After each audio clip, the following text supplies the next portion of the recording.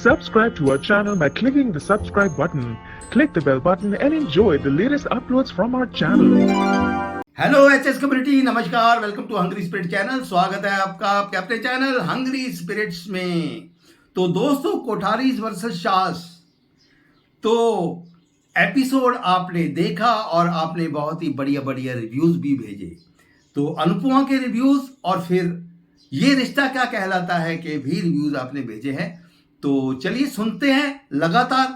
पहले वही गुजारिश, वही निवेदन, जिन्होंने अभी तक आपका अपना चैनल हंग्री स्पिरिट सब्सक्राइब नहीं किया है, वीडियो के नीचे दिया गया लाल बटन दबा दें और चैनल को सब्सक्राइब कर दें और साथ में बेल आइकन भी दबा दें ताकि आपको वीडियोस के नोटिफिकेशन मिलते रहे। धन्यवाद। नमस्ते Anju ji, Naveen sir and all my friends. आज का एपिसोड देखा। अनुपमा को नींद नहीं आ रही है क्योंकि उसे वही टेंशन है कि ईशानी और राजा रात को दोनों कुछ करे ना, क्योंकि वसुंधरा की नज़र अनुपमा पर ही थी और राजा की तरफ। और राजा तो सच में फट्टू है। ये क्या रहा, ईशानी के लिए स्टैंड लेगा, ना ही अपने घर के खिलाफ जाकर वो कुछ कर पाएगा। राजा में वो स्ट्रेंथ ही नहीं है जो प्रेम में है। और अब तो वो ईशानी के ना मैसेज का जवाब दे रहा है, ना फोन उठा रहा है, कुछ नहीं कर रहा है। बाकी तुम्हारे अरमान तो धरे के धरे ही रहने वाले हैं, तुम कामयाब नहीं होगी। हाँ, अगर राजा ईशानी से शादी करके आ गया तो फिर तो हो गया कल्याण। लेकिन मुझे नहीं लगता कि राजा में वो दम है जो प्रेम के अंदर है। और आज प्रेम को भी फोन आ गया कि इन्वेस्टर ने मना कर दिया, जबकि हमारी प्रेजेंटेशन सब कुछ अच्छा था, फिर भी मना किया। तब पराग कोठारी को अपनी बात याद आती है, लेकिन तब थोड़ा सा उसे गिल्ट महसूस हुआ। लेकिन वो गिल्ट भी किस काम का, जब मेहंदी वाले दिन प्रेम को पता चलता है कि ये सब कुछ करने वाले और मेन आदमी उसके ही पिता है। और तब पराग कोठारी की जो बातें करता है ना, उस हिसाब से तो वो कभी भी चाहता ही नहीं था कि अनु की रसोई आगे बढ़े, लेकिन वो तो आगे बढ़ेगी। और चलो, रात को राही ने भी सही कहा कि आपको मैं अच्छे से पहचानती हूँ, आप झूठ बोल रही हैं, आपको सच नहीं बताना है मत बताइए, लेकिन आप अकेली नहीं जागेगी, मैं भी जागूंगी। माँ बेटी दोनों ही रात भर जगे, पत्ते खेलते रहे। सुबह वाला सीन भी बहुत अच्छा था, सुलभ शौचालय वाला। अब इतने लोग हैं तो कुछ ना कुछ तो प्रॉब्लम रहेगी, लेकिन सच में बहुत मजा आया।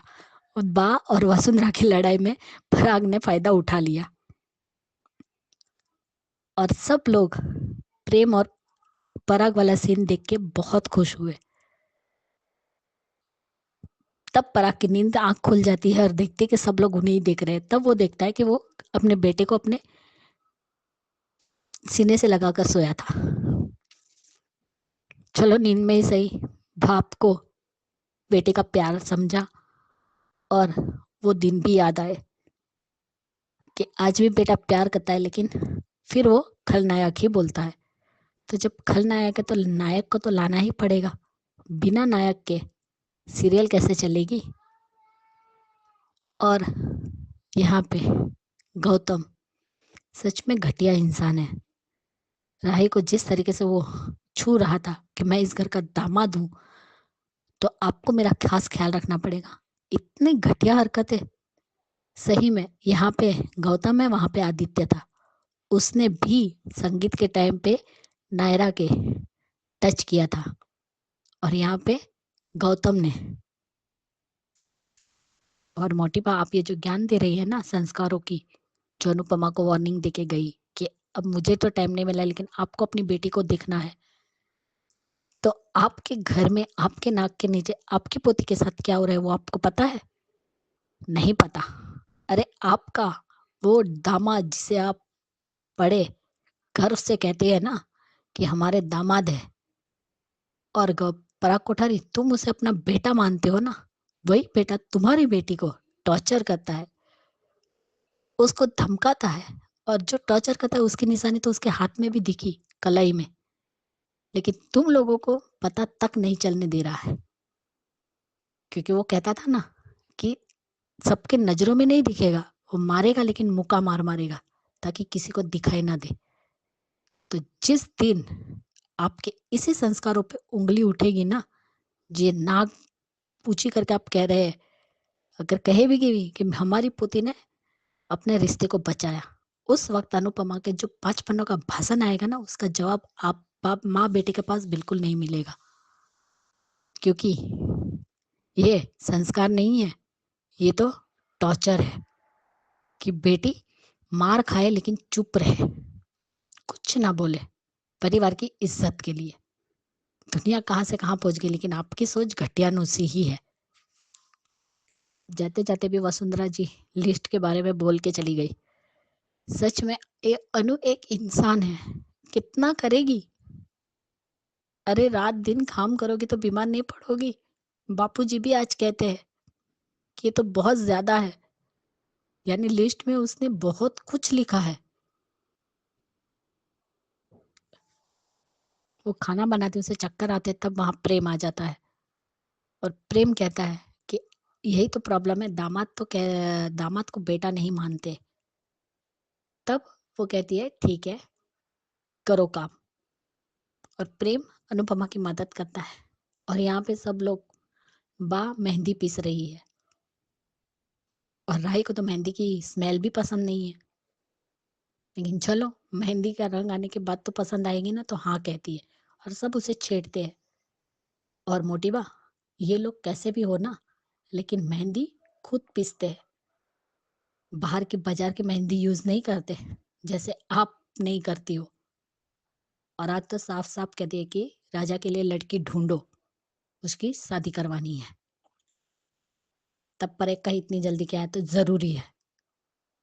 मीता को तो पता भी नहीं, किसी को नहीं पता है कि राजा ने क्या कांड किया है। राजा को भी साफ साफ मना कर दिया, जो काम दिया वो काम करो और ऑफिस जाओ, तुम्हें मेहंदी में आने की जरूरत नहीं है, मेहंदी और संगीत में तुम्हारा कोई काम नहीं है वहां पे। लेकिन बादशाह बहुत खुश है यहाँ, सब लोग जो नाइट ओवर करने वाले हैं उस वजह से। मोटी बा ने सारा बोझ अनुपमा में डाल दिया, तो आप किस बात की शादी का फंक्शन कर रहे हैं? सब कुछ अगर अनुपमा को ही करना है तो सर्व भी अनुपमा को ही करना है। जानबूझ के मोटी बा करे ताकि अनुपमा अपनी बेटी का फंक्शन एंजॉय ना कर सके। डांस शुरू होगा, मेहंदी लगनी शुरू हो गई, लेकिन किसी को भी अनुपमा की याद नहीं आई। पराग राही को कहता है थैंक यू बेटा, तुमने क्रिकेट का खेलने का आइडिया अच्छा था, आशीर्वाद भी देता है। आज पराग कोठारी शर्मिंदा है, देखते हैं आगे किसी और को खड़ा करके अनु की रसोई को मदद करते हैं या नहीं, ये देखना दिलचस्प होगा।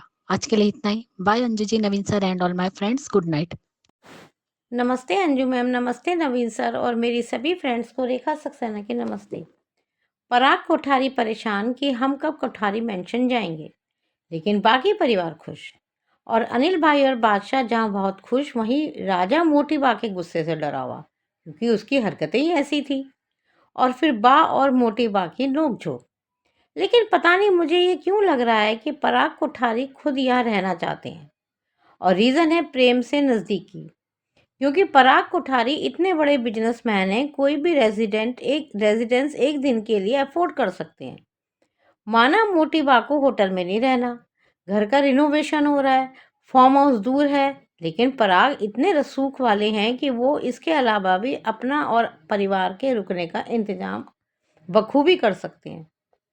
लेडीज एक कमरे में और बाकी फर्श पर गद्दे बिछाकर आराम कर रहे हैं। और कभी पराग अनिल भाई के खर्राटों से परेशान, और कभी करवट बदलते हुए बादशाह की लात खाते हुए, और फिर अनजाने में पराग कोठारी को प्रेम के नज़दीक सोने का अवसर मिलता है। और फिर प्रेम द्वारा नींद में बड़बड़ाना, जहां प्रेम के खूबसूरत यादें अपने हीरो पिता के साथ क्रिकेट खेलते हुए, और वही पिता अब नफरत का पात्र बन गया है, उनसे हेट करने लगा है प्रेम। और नफरत भी इतनी गहरी कि प्रेम के अंदर की वो अपने पिता के लिए कटु शब्द भी बोलने से हिचकिचाता नहीं। लेकिन आज पराग के अंदर पिता का दिल जरूर दिखा। अनुपमा को डर कि दिन तो निकल गया मगर रात ठीक से निकले। क्योंकि यहाँ तो दोनों परिवारों के बीच कब तलवारें निकल जाएं पता नहीं। और राही अपनी माँ की परेशानी समझ जाती है। अनुपमा की 3 बेटियां हैं। एक सगी पाखी जो सौतेली दुश्मन से भी बदतर है। दूसरी तरफ माही काव्या की बेटी जिसको पालने का जिम्मा अनुपमा पर, लेकिन वो भी प्रेम के प्यार की जलन में जलती हुई राही के साथ कुछ भी गलत कर सकती है। और तीसरी एडॉप्टेड बेटी राही जो सबसे कम अनुपमा के पास रही, उससे नफरत करती रही, और जब अनुपमा को समझा तो वो अब अपनी माँ की छाया बन रही है, उसकी परेशानी समझ रही है। और फिर सुबह जो नज़ारा सबने देखा उसको देखकर सब हैरान और खुश। और वो नज़ारा था प्रेम और उसके पिता पराग का एक दूसरे के हाथ पकड़कर सोना, और दोनों के चेहरे पर संतुष्टि के भाव। और पराग जी इतने खुश कि उठते ही राही के सर पर हाथ रखकर क्रिकेट खेलने के आइडिया को लेकर थैंक यू कहा। लेकिन मुझे ये लगता है कि ये थैंक यू राही को इसलिए भी है कि राही की वजह से ही वो प्रेम के नजदीक आए। और फिर सुबह की भागदौड़, कोठारी को नित्य कर्म के लिए भागदौड़ करते देख महसूस हुआ कि चाहे कोई गरीब हो चाहे अमीर, शरीर की जरूरतें सबकी एक जैसी। और इस भागम भाग में किसी को एक दूसरे को ताना मारने का मौका ही नहीं मिला। और फिर कोठारी परिवार की सम्मानपूर्वक विदाई। लेकिन वसुंधरा जी अनुपमा को लिस्ट और ईशानी माही के बारे में जताना नहीं भूली। अनुपमा और बाबूजी लिस्ट देखकर परेशान। जहां अनुपमा को चिंता कि बेटी की शादी में कोई कमी ना रह जाए, क्योंकि उसको माता पिता दोनों की कमी पूरी करनी है, यहाँ मेकर्स अनुज को ला सकते थे। ना तो अनुपमा पर इतना बोझ पड़ता और राही को भी अपने माता पिता दोनों का एक साथ आशीर्वाद मिलता। लेकिन हम मेकर्स हमारी सुनते ही कहाँ हैं। और बाबूजी को चिंता कि अनुपमा इतना सब कुछ बोझ कैसे उठाएगी। लेकिन कभी अनुपमा ने कभी हार मानी है जो अब मानेगी। और फिर जुट गई अनुपमा कई हाथों के साथ रसोई में। लेकिन आज अनुपमा जैसे ही चक्कर खाकर गिरने लगती है, तभी कान्हा जी का दूत, अनुपमा को मां मानने वाला प्रेम, अनुपमा को थाम लेता है। प्रेम ने जितना अनुपमा को जाना है माना है, उतना तो किसी ने भी नहीं जाना, किसी ने भी नहीं माना। और फिर प्रेम इमोशनली ब्लैकमेल करके अनुपमा के साथ काम में जुट जाता है, उसकी मदद में लग जाता है। और मजे की बात, लीलाबाज राही के लिए मेहंदी पीस रही हैं। वाह, और बहुत ही खूबसूरत माहौल। उधर कोठारीज के यहाँ भी मेहंदी की तैयारी, और रेपुटेशन के हिसाब से तैयार मेहंदी मोटीवा ख्याति जी को देती हैं। और फिर मोटीवा का फरमान कि राजा मेहंदी में नहीं जाएगा, क्योंकि उन्हें राजा की हरकतें पता हैं।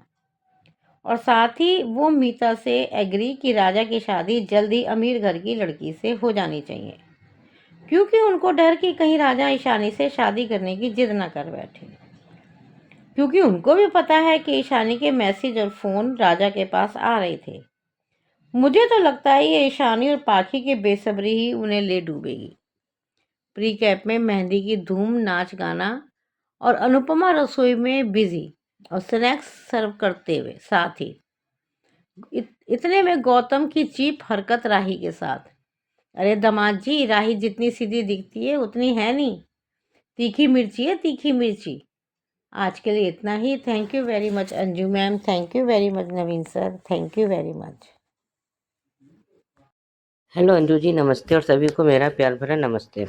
आज का एपिसोड देखा, थोड़ा मज़ेदार सा था।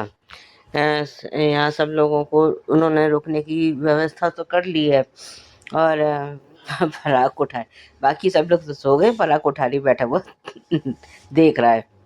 और ये किसी तरह से सोने की कोशिश करता तो राजा की एक लात उसको पड़ गई है, तो कह रहा है मैं राजा के साथ कभी नहीं सोऊंगा।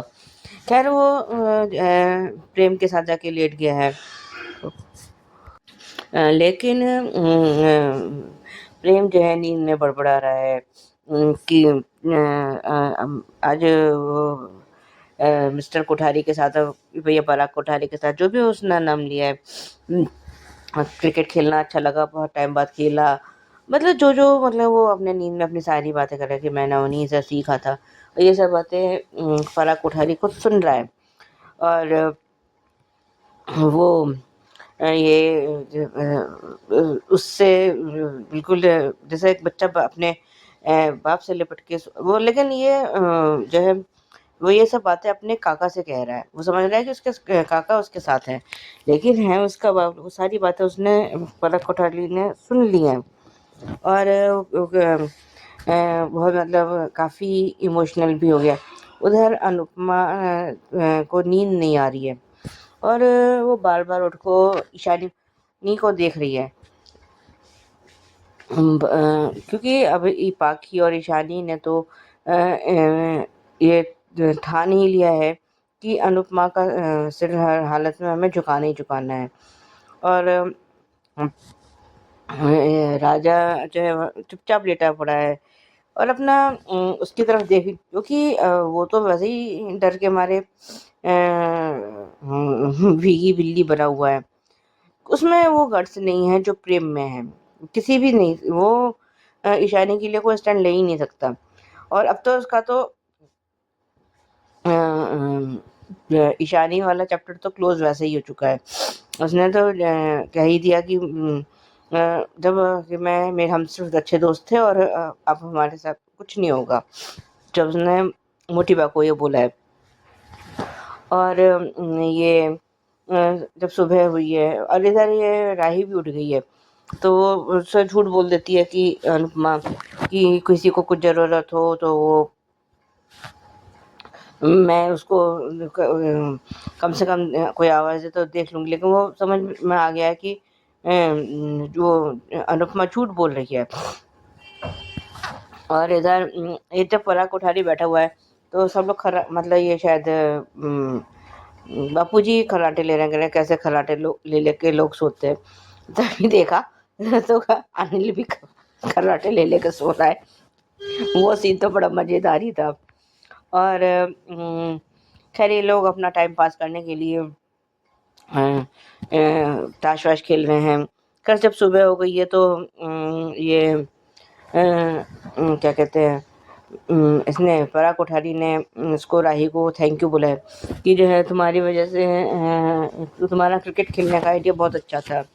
और सब लोग बाथरूम जाने के लिए जो भी उनका था, वो सीन भी मज़ेदार था। वो कहते हैं ना कि दो बिल्लियों की लड़ाई में बंदर वो बाजी मार लेता है। आज बा और मोटी बा के उसमें झगड़े में पराग कोठारी बाथरूम चला गया। वो था मज़ेदार। और वो सब लोग थैंक यू कह रहे हैं एक दूसरे को। तो मोटी बा ने जो है फिर कटाक्ष किया है कि एक दो चीज़ों को छोड़कर बाकी जो है सब कुछ अच्छा था। उनका इशारा ईशानी और राजा की तरफ ही था। और खैर ये जब सब चले गए हैं तो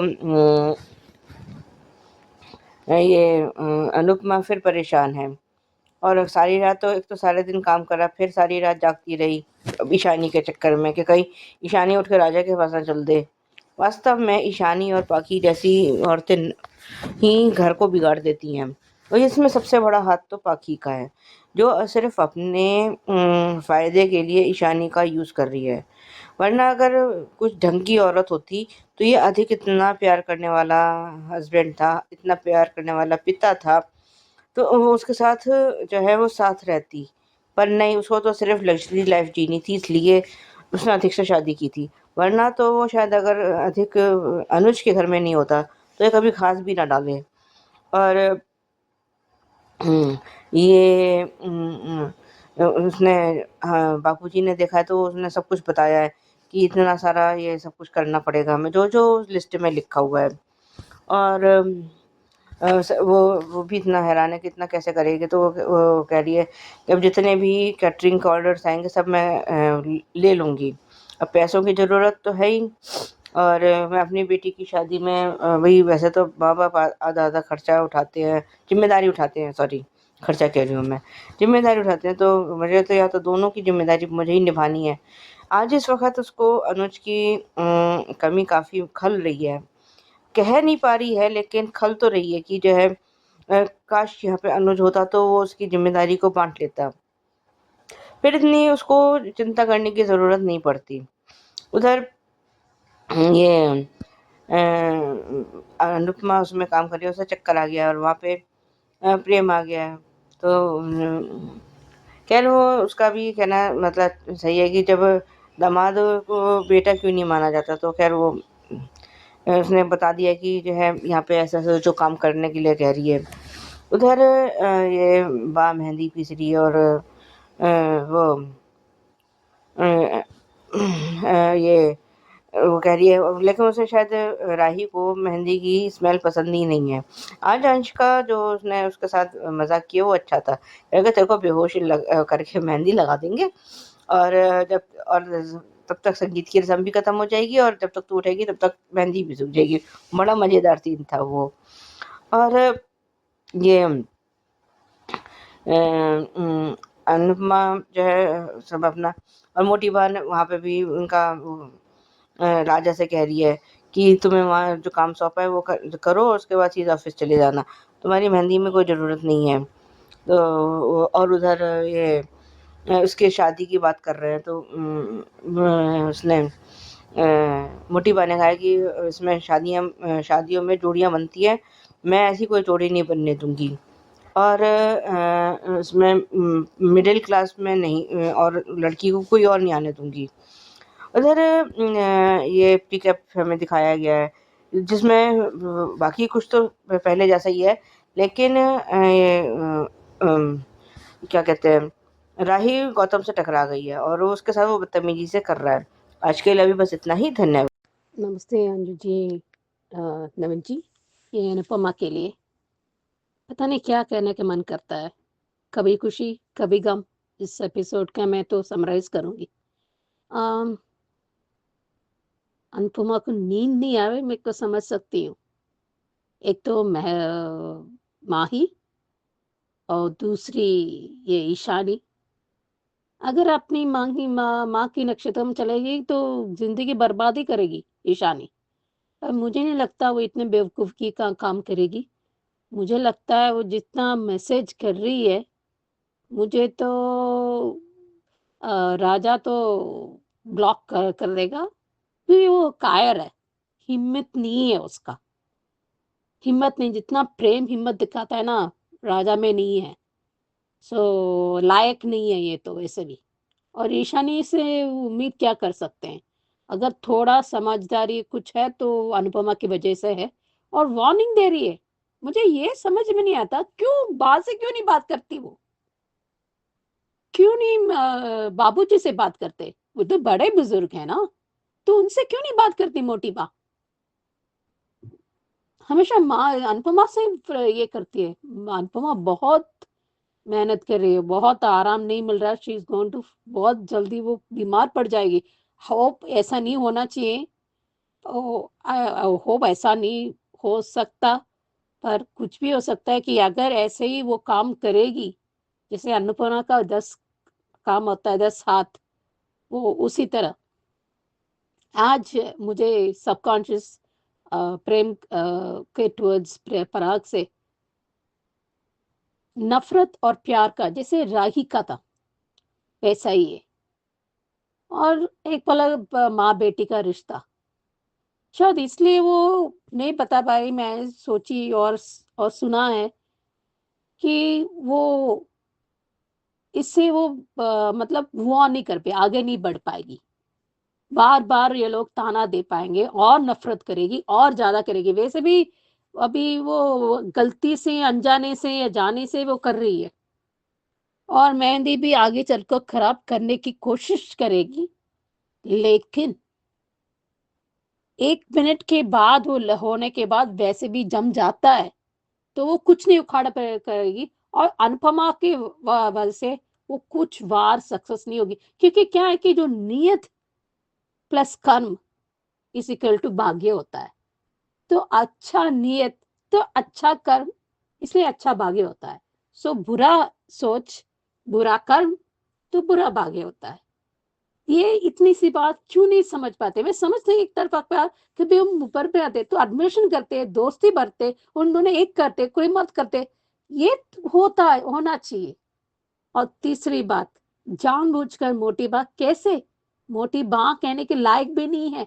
शीना जी के भक्त ऐसे दिखाते हैं जैसे भक्त हो, तो शीला जी ऐसे देखते कि किसी को दया नहीं दिखाते, किसी को प्यार से नहीं बताते। ये क्या बात हुई? शीना जी को अपना अच्छा कर्म, दूसरों को प्यार से व्यवहार करो, तमीज से व्यवहार करो। इतने अकड़ से, इतना एटीट्यूड किस बात की? कि ऊंचे खानदान में गलतियां नहीं होती? मुझे ये समझ में नहीं आता। मुझे अच्छे लड़की हो, हर कॉम्प्लेक्स सिचुएशन, ऐसे पेचीदा सिचुएशन हर फैमिली में होता है, पर इंसान उससे क्या सीखते हैं, उससे उभर के कैसे आते हैं, वो माने रखते हैं। और प्रेम और अनुपमा का सीन, मुझे बहुत रोना है कि अनुपमा इतना मुश्किल है। मुझे बहुत अनुज मिस करती हूँ, खलती है, क्योंकि जब आगे बढ़ते हैं जैसे सी देखो, मैं आज भी मैं पिता से गुस्सा होती हूँ, क्योंकि जिस तरह से व्यवहार करते हैं वो मुझे पसंद नहीं था, और उनके इंटेंशन हमेशा अच्छे थे और हमेशा रहेंगे। बहुत अच्छे इंसान है। फिर क्या होता है कि अच्छे इंसान भी जिस तरह के व्यवहार करते हैं, किस तरह पे पेश आते हैं, जिस तरह अपने बात रखते हैं, वो तरीका, वही हमेशा खलती है। गुस्सा प्यार दोनों होना चाहिए। अगर दूसरे पे तो भी शराफत होनी है बच्चों को, और प्यार और नफरत दोनों। उसको खुशी हुई कि वो खेले अपने फिर से बचपन हीरो, पर उसके बाद नफरत। ये क्यों नहीं पूरा कर देते? ये गलतफहमी क्यों नहीं करते? ये बहुत कम उम्र, बहुत कम होती है नफरत के लिए। अब इतने लवी-डवी, इतने अटैचमेंट न होना भी ठीक, ज़रूरत नहीं है, पर अब थोड़ा इतना भी नहीं बदतमीज़ मत बनो यार। एक उम्र के बाद आप बच्चों से ये सब शब्द सुनने नहीं हो पाते, हम लोग सुन नहीं पाते। मैं समझती हूँ।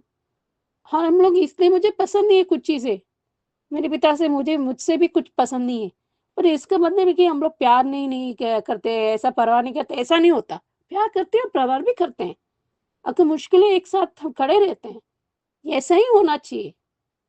ये आजकल के बच्चे, ये तो आर या पार, ये तो ब्लैक, ये तो सफ़ेद, ये काला, ऐसे होता है। उनको बीच का रास्ता समझ में नहीं आता, समझाने नहीं चाहते कि देखो, कहते हैं ना, जैसे हम सोने की कोशिश कर रहे हैं, सोने की एक्टिंग करते हैं, जो 420 करते हैं, उसे उनको भगाए, उनके जगाया नहीं जा सकता। जो सचमुच सोते हैं वो उन्हें जगा जा सकता है। सो अभी देखते हैं आगे क्या चलता है, पर फैंटास्टिक कन्वर्सेशन बिटवीन प्रेम और अनुपमा। और जैसे प्रेम और कोठारी, जो सबकॉन्शियस का वो कन्वर्सेशन, जैसे वो प्यार से, वो बचपन से कैसे खेले, कैसे आए थे, कैसे हीरो थे, आज इतना वो सालों से बाद वो देखें, वो अच्छी बात है। पर अभी ये तो राजा तो बस फँसेगा, आगे देखते हैं। पर बहुत मेहनत करती है अनुपमा, वो फंसेगी वो, क्योंकि वो बीमार पड़ जाएगी, क्योंकि बार बार उसको चक्कर आ रहा है। पर प्रेम ने मदद किया है, तो देखते हैं आगे। Thank you. Good morning Anju ji, Naveen sir, all my lovely friend को गुड मॉर्निंग। सुबह के प्यार भरा नमस्ते Anju ji, Naveen sir, all my lovely friend को। आज के एपिसोड देखा, कितने दिनों के बाद, कुछ समझ में नहीं आया, लेकिन अच्छा लगा आज के एपिसोड। और पराग प्रेम, बाप बेटा गले से गले लगा सोया, सब लोग नीचे बिछाने गद्दी बिछा कर सोया, अच्छा लगा वो सीन भी। सब लोग अपना अपना मच्छर का बब्बू मने कॉयल के स्मेल ला रहे, सब लोग बोलते हैं। मोटी जिदी में कभी भी नहीं सोचा होगा ऐसे सोने के लिए। फिर अनुपमा सब लोग को ब्रश सब कुछ देती है, सब कुछ नहा ली, सब कुछ करते हैं। और प्रेम, अनुपमा रसोई में चला गया, प्रेम भी वहाँ पर आया। अनुपमा खाना बना रहे, सब कुछ करती है। फिर वहाँ पर गया था, प्रेम बोला, माँ बेटा दामाद क्यों बेटा नहीं बन सकता, दामाद भी बेटा बन सकते हैं। अपना अच्छा छोड़ने से सब कुछ दामाद भी बेटा बन सकते बेटा। उसके बाद में जो भी हो सब कुछ अच्छा ही था। फिर कल गौतम राय पर तो नज़र लगाए है पहले से ही। कल देखते क्या होगा क्या नहीं। फिर अंजू जी, ख्याति जी, राधिका, रेखा जी, सबको बहुत बहुत शुक्रगुजार हूँ मेरे लिए इतने केयरिंग करने के लिए। मैं दिल से आप सबको शुक्रगुजार हूँ। ख्याति जी, आप भी अपना ध्यान रखिए, टाइम पर मेडिसिन लीजिए। आज मैं अपना ध्यान नहीं रखा, आज मैं खुद भोगती हूँ, खुद समझती हूँ। वक्त पर दवाई, वक्त पर ट्रीटमेंट नहीं करने के बाद। राधिका, मेरी सिस्टर, मेरी प्यारी सिस्टर, आपको मैं दिल से आशीर्वाद देती हूँ। आप हमेशा खुश रहिए। कुछ भगवान है, जो सच्चाई में होता है भगवान रहते हैं वहाँ पर। मैं भी आज देखती हूँ परीक्षा है, मेरे भी चलता है। जिंदगी है, हम लोग को जिंदगी सीरियल एक्ट हो गया। मैं अपना मैं ही बोलता हूँ, मेरी जिंदगी कहानी देखने से, जो पढ़ने से एक सीरियल बन जाएगा, सीरियल भी कम पड़ जाएगा। फिर रेखा जी, आपके सॉरी, आपको विश नहीं कर पाया उस दिन 12 तारीख को। मैं उस दिन तो एकदम उठने नहीं पाया। मेरी बेटी का जैसे भी विश कर दिया। आपके लिए मैं एक गाना गाती हूँ। मुरली की तानों सी वेदों पुराने सी, मोहन की गीता की जैसी तुमसे ही अच्छा ही, तुमसे ही सच्चा ही, तुलसी की सीता की जैसी तुम। आ, आ, मुरली की तानों की वेदों पुराणों से, मैदन की गीता की जैसी तुमसे ही अच्छा ही, तुमसे ही सच्चा, तुलसी की सीता की जैसी तुम। आज के लिए इतने ही। थैंक यू अंजू जी, आप सबको थैंक यू। आज के लिए इतना ही, रखती हूँ। नमस्ते अंजू जी, नमन जी। ये रिश्ता क्या कहलाता के लिए फाइनली, बट वो सच इतना सुंदर, कड़वा, पेचीदा, कुछ भी बोल लो, ये इन लोग ने धपा कर दिया था। असली माँ की ना बताए बिना पूरा अपने हिसाब से करना, अपने हिसाब से सबका जीवन डिसाइड करना, किसने हक दिया था दादी दादी सा को? क्या सोच कर वो निर्णय रहती है? उसकी भागले से भाग के शादी नहीं करना चाहिए, मैं समझती हूँ, लेकिन अगर वो सीधे आए हैं कि गरीब हो तो उसे फेंक दो, औलाद दिया तो उसको रख दो और उसकी माँ को फेंक दो। मुझे हैरत नहीं होगी कि वो दादी सा ने एक्सीडेंट किया होगा, उसकी वजह से उसको याददाश्त चली गई थी, और जो बच्चे खो देने की वजह से और भी सदमा में पहुंच गए हैं, और आर के ने वो आश्रम से आर के ने लिया होगा।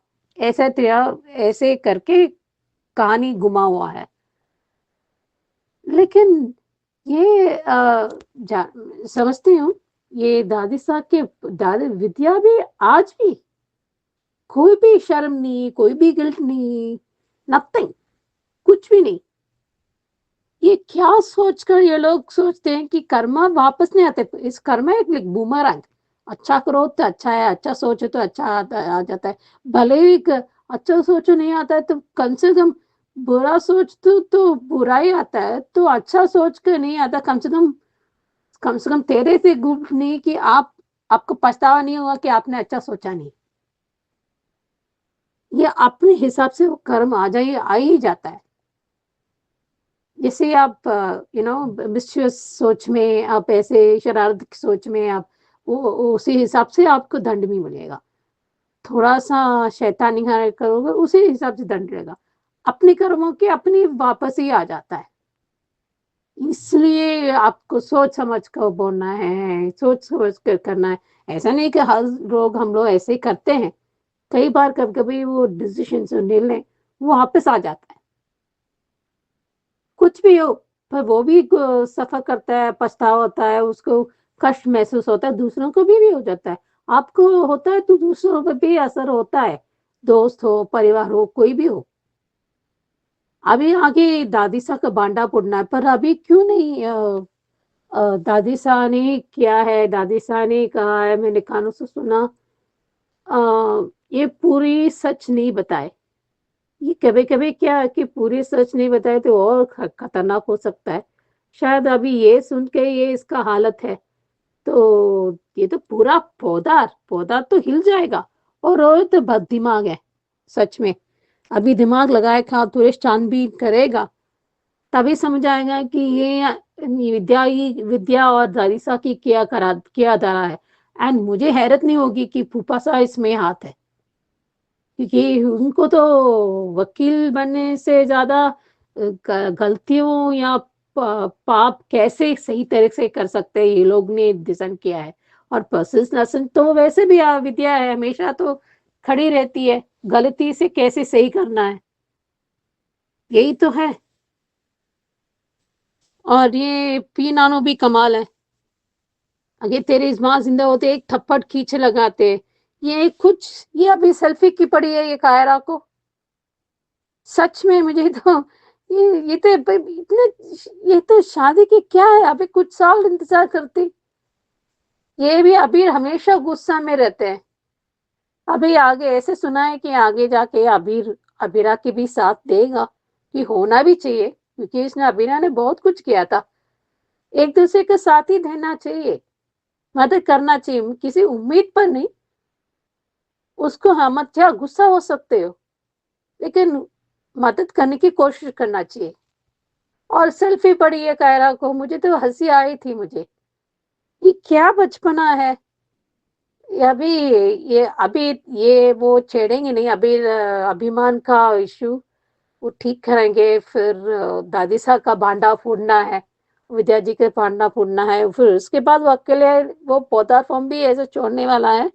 और उसको कोई पैसा नहीं रहेगा, सिर्फ अबीरा के। फिर बीच में उसकी शिवानी बहुत उसकी बीमार पड़ेगा, वो हॉस्पिटल, तब उसको पैसा नहीं होगा। ऐसे कुछ होने वाला है। आ, आगे देखते हैं, थोड़ा बहुत फूल मिलेंगे, फिर माँ की मिलेगा। फिर धीरे धीरे फिर आर के चॉइस देगा, पर मैंने हिसाब से आर के के साथ रहना चाहिए। कि वैसे मुंह बेला भाई और बेटा ऐसे बनकर रहना चाहिए, क्योंकि उसने बहुत साथ दिया है। वो इतना बुरा नहीं है जैसे प्री कैप में दिखा है। तो देखते हैं आगे चल के वो नेगेटिव बन सकता है कि नहीं, शिवानी माँ मर सकती है, ऐसे कुछ है, बट नॉट श्योर। देखते हैं। हेलो अंजू जी, नमस्ते और सभी को मेरा प्यार भरा नमस्ते। आज का एपिसोड देखा अच्छा था। अरमान अभीरा के पास आया है और वो उससे पूछ रहा है कि और उधर अभीरा जो है शिवानी और उसको कबीर पुत्र को ढूंढ रही है कि वो दोनों कहाँ चली गई। तब तक अरमान वहाँ पहुँच गया है और उससे कहता है। तो आज अभीरा ने अरमान को सब कुछ सच-सच बता दिया है कि उसकी अभी रियल माँ ज़िंदा है। लेकिन पहले तो अरमान जो है इस बात को मानने से ही मना कर देता है। वो कहता भी है कि तुम मेरे साथ मज़ाक कर रही हो। वो तो काफ़ी साल पहले ही लेकिन अभीरा उसको सब कुछ सच-सच बताती है। और फिर ये इधर शिवानी भी बेहोश है, तो आर.के जो है उसको होश में लाने की कोशिश कर रहा है। जैसे-तैसे खैर शिवानी को होश आता है, तो वो उसको अभी मतलब पहचान नहीं पा रही है, क्योंकि उसको अब तो पूरी तरह होश आ गया है। और ये वो फिर जब उसे बताती है कि तू तो मेरा सगा बेटा नहीं था, मैं तेरी सगी माँ नहीं हूँ, लेकिन फिर भी तूने मेरा बेटा बन के मेरा बहुत ध्यान रखा। और तो वो आर के शिवानी को बताता है कि तुम अपनी असली बेटे से मिल चुकी हो। तो कहता है कि वो अरमान है उसका नाम, और उधर अभीरा भी उसको सारा सच बता रही है कि इस तरह से वो काफ़ी सालों तक किसी उसमें आश्रम में थी, और ये वहाँ से उसको आरके ने निकाला था। तो खैर वो बता देती है कि आरके की माँ ही तुम्हारी असली माँ है, और वो कह रही तुम उससे मिल चुके हो, तो उसको भी याद आ रहा है कि हाँ मैं मिला था, और वो अभी तो एकदम वो टूट गया है। अभी तो अबीरा ने उसको अरमान को कावेरी पोद्दार का सच नहीं बताया है। जब वो ये कह रहा है कि भगवान ने हम इतने सालों तक हमें मेरी माँ से दूर रखा, तो कह रही है कि ये तो भगवान की मर्जी नहीं थी, ये तो उनकी मर्जी थी। और ये तो अब समझ हमें पहले भी पता ही था कि ये विद्या और कावेरी पोद्दार दोनों मिली हुई हैं। और आज जब ये फोटो देख रही है, तो उसने कावेरी पोद्दार ने अब विद्या को बता दिया कि शिवानी जो है आश्रम में नहीं है, और वो आरके के पास है। तो अब वो जो है अब तो उसकी कर्मों का फल मिलना शुरू हुआ है विद्या को, जो इतने सालों से वो अबीरा के साथ इतना नाइंसाफ़ी करती आई है। तो अब उसके कर्मों का भुगतान तो उसे अपने कर्मों का भुगतान तो करना ही पड़ेगा ना। कि कब कहते हैं ना कि इस जन्म में नहीं से तो अगले जन्म में करे, लेकिन कुछ लोगों को तो इसी जन्म में भी भुगतना पड़ेगा। और वो कि मैं उसके बगैर कैसे रहूँगी, माधव जी के बगैर कैसे रहूँगी, अरमान के बगैर कैसे रहूँगी, और ये और वो सब कुछ बोलती है। तो कावेरी पोद्दार कह रही कि ये सच तो सिर्फ तुम्हें और हमें पता है कि वो जिंदा है, बाकी अभी घर में किसी को कुछ पता ही नहीं है। और अबीरा अरमान को समझा रही है, और वो और उसके जो बैग में उसकी शिवानी की साड़ी है, तो उसने उसके अरमान को उड़ाई है, जिससे कि वो अपनी माँ का वो स्पर्श या जो उसकी महक है वो महसूस कर सके, और वो कहती है कि अपनी माँ से मिलो। तो पहले तो वो मना करता है कि मैं किस मुँह से उनसे मिलूँगा, लेकिन अबीरा उसको समझाती है, तो वो अभी मिलने के लिए तैयार है। और अब ठीक है, खैर अभी वही पुराने वाला था। आज के लिए भी बस इतना ही। धन्यवाद। Hello Anju ji, Naveen sir and all my friends. सच में आज का एपिसोड देखा, बहुत ही इमोशनल था। आज अबीरा को सब कड़ी जोड़कर उसे पता चल गया कि आरके की माँ ही अरमान की माँ है, और वो बैठ के रो रही थी। तभी वहां अरमान पहुंच जाता है और उसे पूछता है कि क्या हुआ, तुम ठीक तो हो? तब जाकर वो पहले रोती है, कुछ बताती नहीं, लेकिन बाद में वो बताती कि तुम्हारी माँ जिंदा है। तो अरमान को विश्वास नहीं होता है। वो कहता है कि तुम मजाक कर रही हो, मेरी माँ तो नहीं, तुम्हारी माँ जिंदा है। लेकिन वो ये नहीं बता पाती कि कावेरी पोद्दार ने उसकी माँ के साथ क्या किया, वरना उसका दिल टूट जाता। लेकिन आज ये भी पता चल गया कि इन सब में विद्या और कावेरी पोद्दार दोनों बराबर के हिस्सेदार है। दोनों ने मिलके ही शिवानी की जिंदगी बर्बाद की है, जो शिवानी आगे बोलेगी कि इन दोनों ने मिलके मेरी जिंदगी बर्बाद की, विद्या और कावेरी मासा ने। तो ये बात आज सच साबित हो भी गई कि यही दोनों है, क्योंकि आज वो कहती है उसे पता है, हर बार पता है कि अरमान की माँ जिंदा है, फिर भी इतना बड़ा नाटक कर रही थी अरमान के साथ। बाप रे बाप, ऐसी भी औरतें होती है। उसकी माँ होने के बावजूद वो इतना बड़ा झूठ बोल रही है और अपना प्यार लुटा रही है, और हर बार शुरुआत से लेके आज तक एहसान जताया है दोनों सास और बहू ने अरमान पे कि हमने तुम्हें पाल पोस के बड़ा किया, और अपने दूध की कीमत वसूल कर रही हो। विद्या ये तो नहीं बताएगी, अबीरा नहीं बताएगी, लेकिन अरमान को जब पता चलेगा कि इन सब के सब में कावेरी पोद्दार और विद्या का हाथ है, इसलिए वो घर छोड़ने वाला है। अपनी माँ का साथ देगा, असली माँ का। विद्या का हाथ छोड़ने वाला है, पहले नहीं बाद में वो छोड़ेगा जब असलियत पता चलेगी। और छोड़ना भी चाहिए, ऐसी माँ होने से तो माँ ही ना हो वही अच्छा है। माँ अपने बेटे के अच्छे के बारे में सोचती है, लेकिन यहाँ विद्या क्या कर रही है?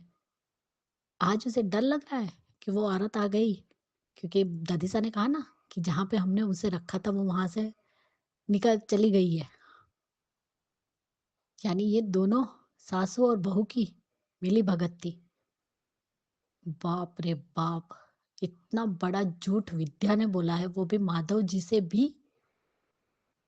वाह, ये सच तो बाहर आना ही चाहिए। तब देखते माधव जी क्या एक्शन लेते हैं। क्यों विद्या, अब डर लग रहा है कि कहीं शिवानी आ गई तो तुम्हारा पलड़ा हल्का हो जाएगा? अरे तुमने जो हरकत की है ना, उससे तो तुम ऐसे ही सबकी नजरों में गिरने वाली हो। अरमान की नजरों में भी गिरोगी। इसीलिए तुम लोगों ने अरमान को घर से ही नहीं, अब जिंदगी से ही नहीं, बल्कि फार्म से भी, सभी जगह से बेदखल कर दिया, क्योंकि उसने अपनी असली माँ का साथ दिया। लेकिन अच्छा है, कम से कम वो माँ प्यार तो देती है, तुम्हारी तरह सेल्फिश तो नहीं है। और आज उसे सब याद आ गया, उसने आरके को भी धक्का मार दिया। और वो कहती है कि तुम मेरे बेटे नहीं हो, लेकिन मुझे माँ की तरह प्यार किया। मैं तुम्हारी माँ नहीं हूं, फिर भी तुमने मुझे माँ माना। मुझे अपने बेटे से मिलना है। तब आरके कहता है आपका वही बेटा है, आप अपने बेटे से मिल चुकी है। तब वो अरमान के बारे में बताती है। और यहाँ पे बीरा भी जब गाड़ी खोलती है और वो जो बैग पड़ी हुई है वहां पे वो साड़ी दिखती है, वो पता चल जाता कि ये शिवानी की साड़ी है। इसलिए वो अरमान को उड़ाती है और कहती है कि चलो अपनी माँ से मिलो, तुम्हारा हक है। जैसे तुम तरसे हो वैसे वो भी तरसी है। उन्हें कुछ याद नहीं था, लेकिन अभी अब उन्हें सब कुछ याद आ गया है।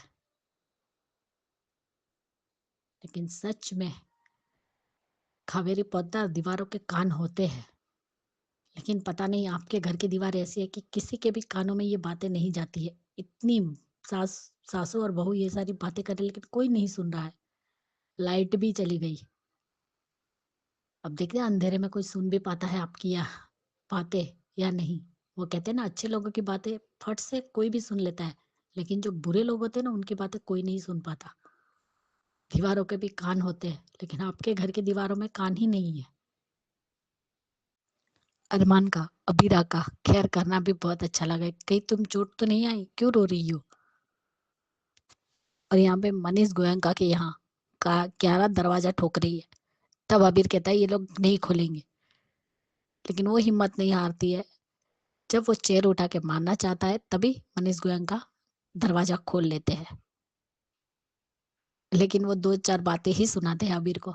बाद में सुरेखा और सुवर्णा दोनों ही गृह प्रवेश करवा देते हैं, लेकिन बाद में दोनों चली जाती है। आशीर्वाद नहीं देती है दोनों को भी। और क्यारा इतनी समझदार कब से हो गई? क्यारा की बातें अबीर सुनता है, लेकिन उसके दिमाग में अभी भी चारू ही चल रही है। तो अबीर तुमने जिंदगियां तो बर्बाद की है, वो भी तीन, खुद की, क्यारा की और चारू की भी। और यहाँ पे किसी को चारू की फिक्र ही नहीं दिख रही है। कोई उसे ढूंढ ही नहीं रहा है, जैसे उसे भूल गए हो सब लोग। अरमान, अबीरा मजाक नहीं कर रही है। तुम्हारी माँ जिंदा है और तुम्हारी जिंदगी का वो सच है जो कावेरी पोद्दार और विद्या ने आज तक छुपा के रखा, तुमसे भी और तुम्हारे पापा से भी, कि शिवानी जिंदा है। ये तो अबीरा का बड़प्पन है जो कावेरी और कावेरी का नाम नहीं ले रही। अभी तक तो उसे सिर्फ कावेरी का पता है, उसे ये नहीं पता कि इसमें विद्या का भी हाथ है। अब अरमान को शिवानी की सारी बातें याद आ रही है। जब वो टकराती है गाड़ी से, उसे प्यार करती है, प्यारी भरी नजरों से देखती है, और उसे जो एहसास होता है वो उसे आज हो रहा है अरमान को। यहाँ आर के भी परेशानी के शिवानी को दवाई की असर नहीं हो रही है और उसे अटैक भी आ रहा है, पैनिक। सच में ये कैसी विडंबना है, जो एक बेटा अपनी जिंदा माँ का श्राद्ध कर रहा था। कितना इमोशनल सीन था ये वाला, सच में बहुत रोना आया। देखते कल माँ और बेटे का मिलन होगा, और इमोशनल सीन है। सही कहा मनीष जी ने, अभी अक्षु जिंदा नहीं है, वो होती तो चाटा जरूर मारती। देखते आगे क्या दिखाते। आज के लिए इतना ही। Bye Anju ji, Naveen sir and all my friends, good night. तो दोस्तों कैसे लगे ये रिव्यूज और कैसा लगा आज का एपिसोड, कमेंट करके बताइएगा। देखते रहिए चैनल हंग्री स्पिरिट्स। धन्यवाद।